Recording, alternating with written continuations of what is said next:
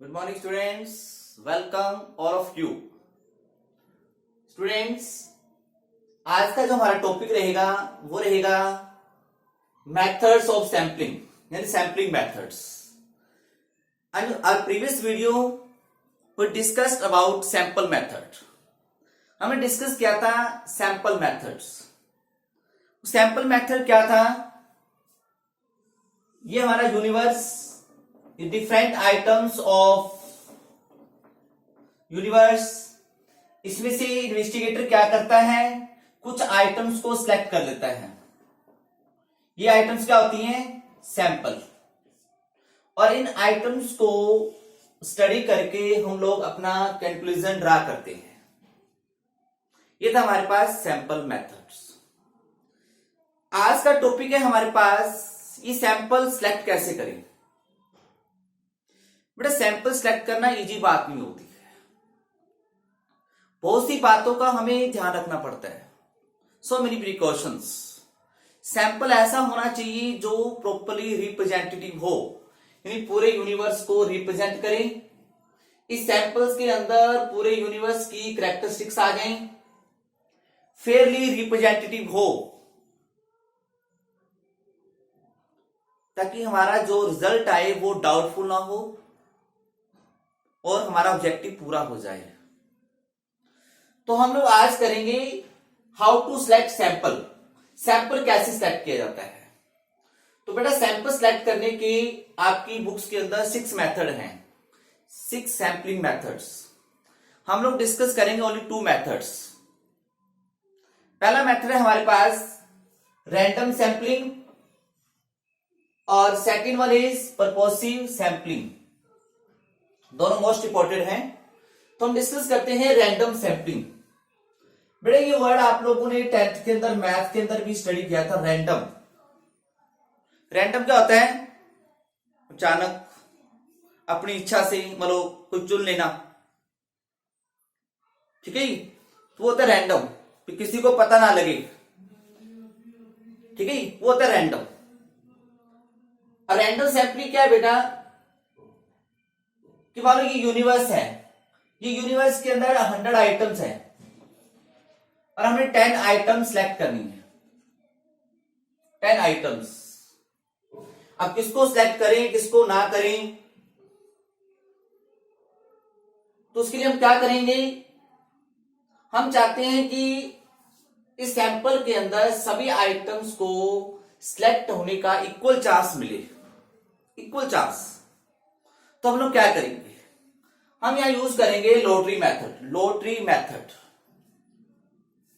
मतलब इन सबके नेम की स्लिप बना देंगे, स्लिप, चिट्स बना देंगे।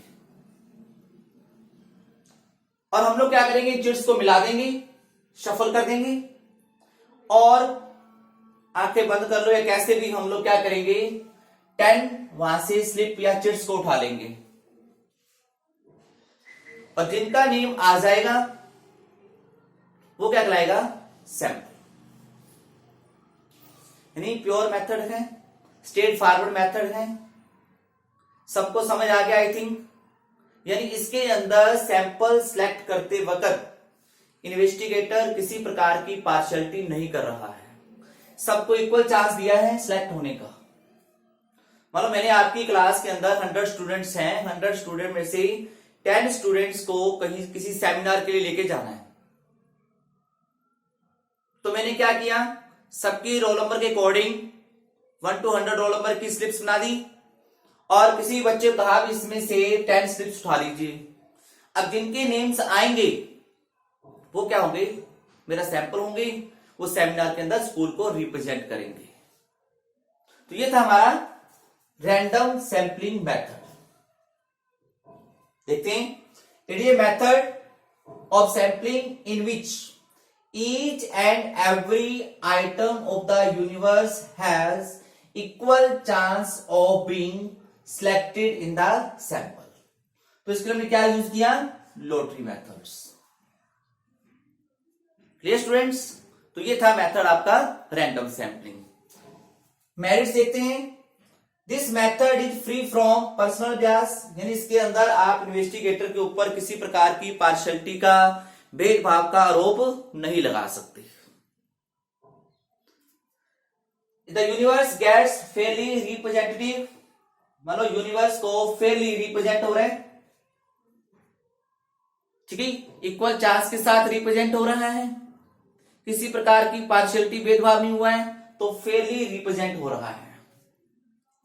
It is very straight forward method, straight forward है, सबके सामने मतलब स्लिप बनी है, चिट्स बनी है, सबके सामने सैंपल सेलेक्ट हुआ है, ठीक है, तो सबको समझ आने वाला मेथड है सैंपल सेलेक्ट। तो ये था आपका random sampling. Demerits,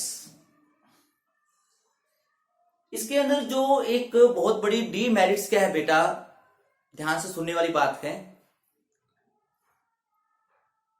it does not guarantee नहीं देता ये proportionate representation of different item in the universe.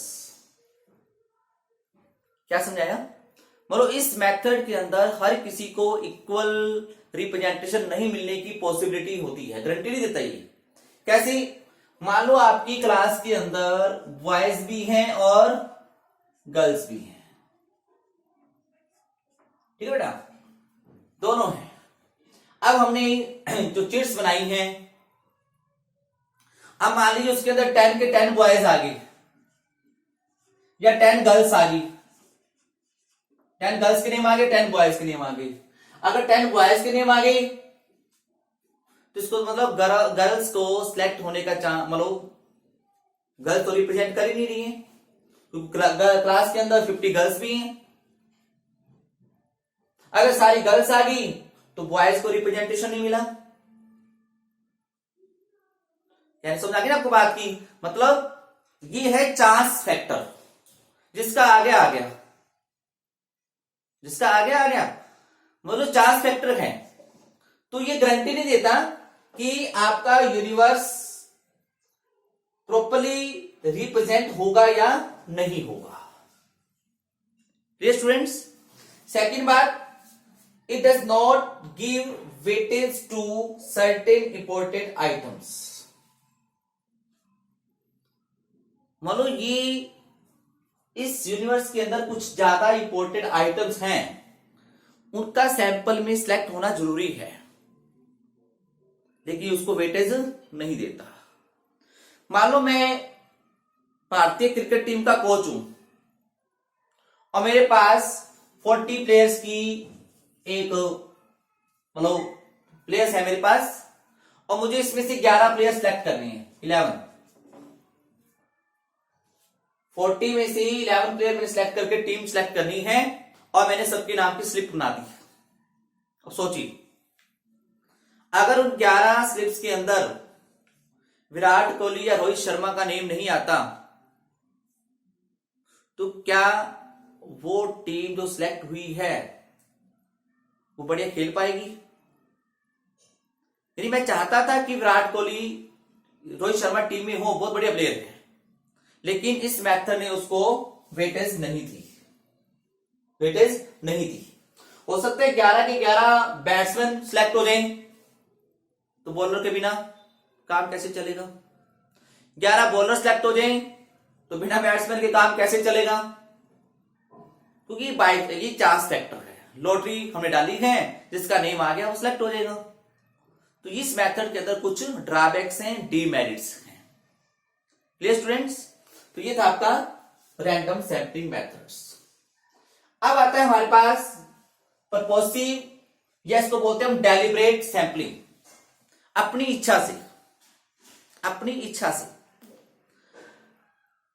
यानी इस मेथड के अकॉर्डिंग इन्वेस्टिगेटर अपनी इच्छा से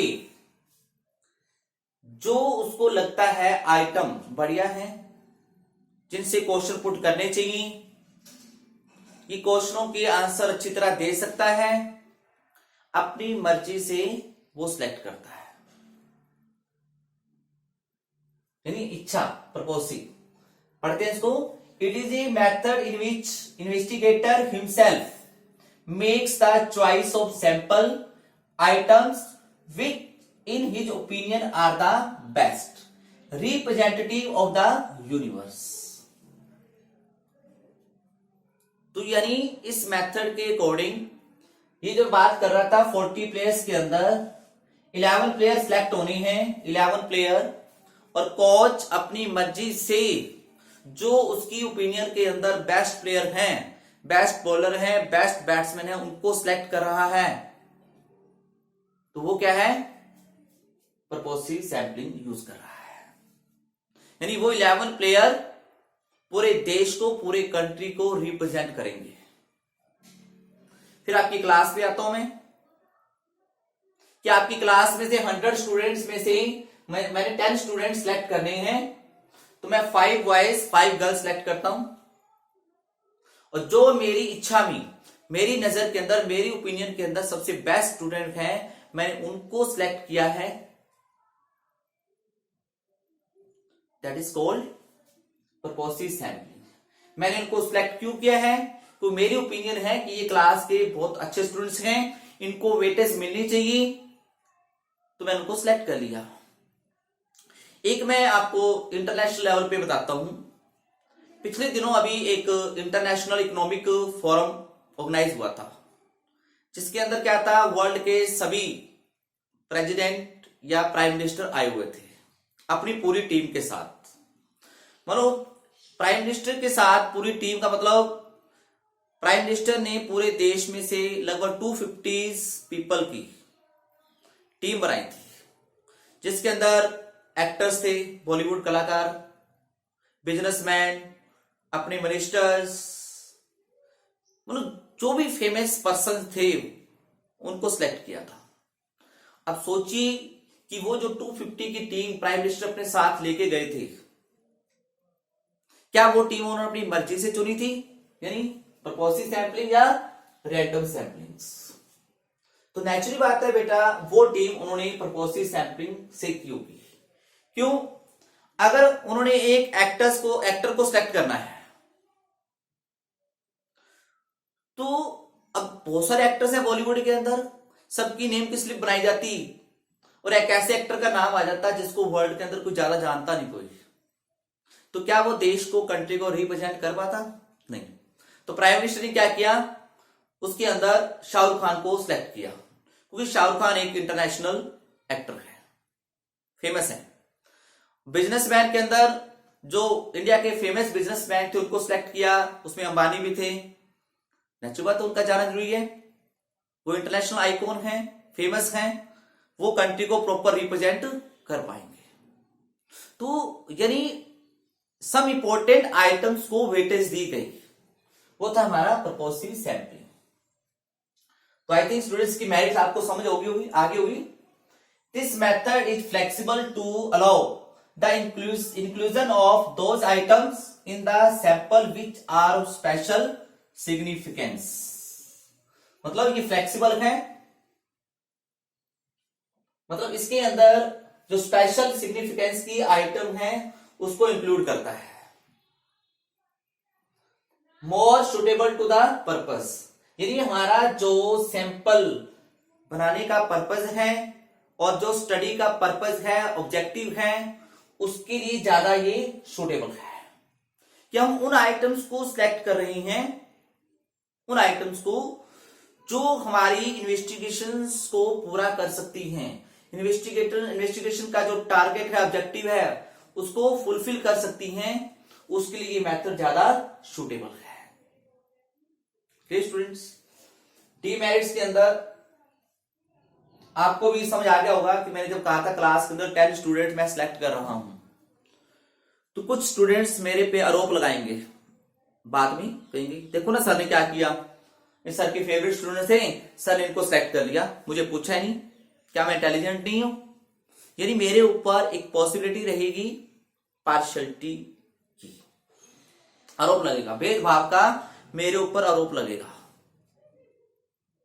ठीक है, जब पार्शियलिटी आ जाती है बेटा, तो उन रिजल्ट्स के अंदर, उस कंक्लूजन के अंदर रिलायबिलिटी की पॉसिबिलिटी कम हो जाती है, एक्यूरेसी की पॉसिबिलिटी कम हो जाती है। ठीक है, तो लिखा है reliability of the result becomes doubtful. मैंने बताया ना कि जब टीम कोच ने सिलेक्ट की, अपनी मर्जी से सिलेक्ट कर भी ली, बाकी प्लेयर्स आरोप लगाएंगे ये कोच के फेवरेट प्लेयर थे, सिलेक्ट कर लिया, अब देखो टीम जीत के आएगी या नहीं आएगी, तो रिजल्ट्स क्या रहेंगे, डाउटफुल रहेंगे। तो बेटा दोनों ही मेथड्स अपने आप में इंपॉर्टेंट हैं। बताया आपको मैंने कि सैंपल लेना एक बहुत ही साइंटिफिक वे है, सैंपल लेना कोई आसान बात नहीं होती है, ठीक है। तो टू और भी है मेथड्स, हम उसको भी डिस्कस करेंगे, ठीक है। तो पहले आप इन दोनों को डिस्कस करना है, पढ़ना है, random sampling and purposive samplings. Okay students, good bye.